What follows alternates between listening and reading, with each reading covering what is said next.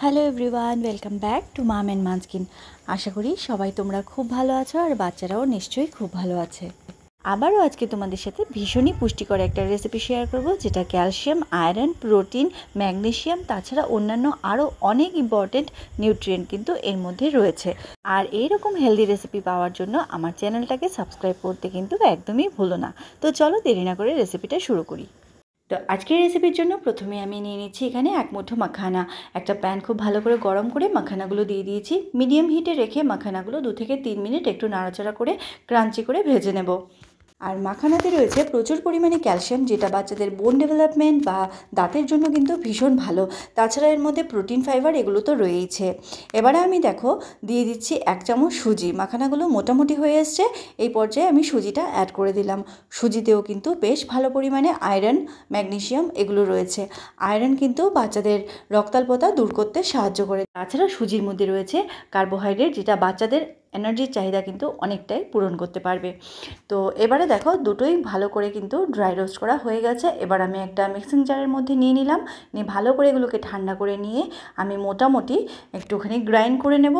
তো খুব fine powder কিন্তু আমি তৈরি করব না, দেখো ঠিক এরকমটাই আমি তৈরি করে নিলাম। মাখানাগুলো কিন্তু ছোট ছোট টুকরো এর মধ্যে রয়ে গেছে। মাখানাগুলো ভেঙেছে, বাট অতটা পাউডার ফর্ম হয়নি। তোমরা যদি ছোট বেবিদের জন্য করতে চাও তাহলে কিন্তু খুব ভালো করে ফাইন পাউডার করে নিতে পারো। এবারে দেখো প্যান আবারও গরম করে নিলাম। নিয়ে মিডিয়াম টু লো হিটে রেখে আমি এখানে 1 চামচ ঘি অ্যাড করে দিয়েছি। দিয়ে তার মধ্যে আমি এখানে 4 চামচের মতো গ্রেট করে রাখা গাজর অ্যাড করে দিচ্ছি।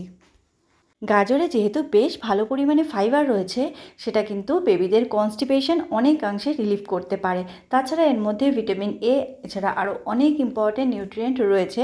সেই জন্য গাজর আমার বেবির খাদ্য তালিকায় রাখি, মানে এটা মাস্ট। তো এইবারে দেখো আমি গাজরটাকে খুব ভালো করে নাড়াচাড়া করে একটুখানি সতে করে নিয়েছি। তো এইবারে দেখো আমি এখানে অ্যাড করে দিচ্ছি 1 কাপ কাউ মিল্ক। তোমাদের বেবিরা যদি 1 বছরের নিচে হয়, তোমরা যদি 1 বছরের নিচে বেবিদের জন্য বানাতে চাও এই রেসিপিটা, তবে সেক্ষেত্রে তোমরা কাউ মিল্কের পরিবর্তে জল অ্যাড করতে পারো, আর বাকি প্রসিডিওর সেম। এবারে দেখো সমস্ত কিছু একসাথে ভালো করে আমি আবারও মিক্স করে নিচ্ছি। এইবারে দেখো আমি অ্যাড করে দিচ্ছি খোসা ছাড়ানো এবং সিড ছাড়ানো 2টো খেজুর। খেজুরটা দিয়ে আমি খুব ভালো করে একটু নাড়াচাড়া করে নেব কিছুক্ষণ, তাহলে কিন্তু খেজুরটা ভালো করে মিশে যাবে এই রান্নাটার মধ্যে। গাজর কিন্তু এমনিতেই একটু মিষ্টি মিষ্টি। অনেক সময় 1 বছরের নিচে বেবিদের কিন্তু গাজর দিলে আর আলাদা করে খেজুর দেওয়ার দরকার পড়ে না, যে সমস্ত বেবিরা অল্প মিষ্টি খায়। কিন্তু যে সমস্ত বেবিরা একটু মিষ্টি পছন্দ করে তাদের ক্ষেত্রে তোমরা খেজুরটা অ্যাড করে দিতে পারো। তো তারপরে দেখো সমস্ত কিছু ভালো করে নাড়াচাড়া করে নিলাম।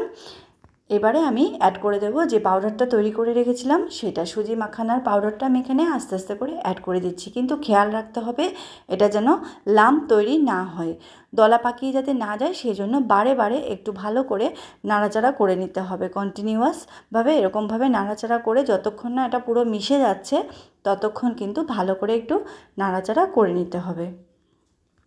তো এইভাবেই নাড়াচাড়া করতে করতে আমি 5 মিনিট খুব ভালো করে রান্না করে নিলাম।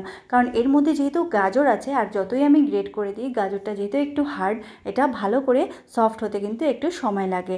আর যদি খুব ভালো করে সফট না হয় সেক্ষেত্রে কিন্তু বাচ্চাদের মুখে পড়লে বাচ্চারা খেতে চাইবে না বা থুতু করে ফেলে দেবে। তো সেই জন্য খুব ভালো করে সেদ্ধ হওয়াটা কিন্তু দরকার। তো কনসিস্টেন্সি তারপর তোমরা কীরকম নামাবে সেটা পুরোপুরি তোমাদের বেবিদের ওপর। তবে একটু পাতলা নামালেই আমার মনে হয় ভালো হয়, কারণ সময়ের সাথে সাথে কিন্তু এটা একটু ঠিক হতে থাকবে, কারণ যেহেতু এর মধ্যে সুজি রয়েছে। এইরকম হেলদি রেসিপি তোমরা বাচ্চাদেরকে ব্রেকফাস্টে দিতে পারো অথবা ডিনারেও কিন্তু দিতে পারো। তো আজকের রেসিপি তোমাদের কেমন লাগলো অবশ্যই জানাবে। ভালো লাগলে একটা লাইক করে দেবে। দেখা হচ্ছে পরবর্তী ভিডিওতে। ততক্ষণ ভালো থেকো, সুস্থ থেকো, টাটা।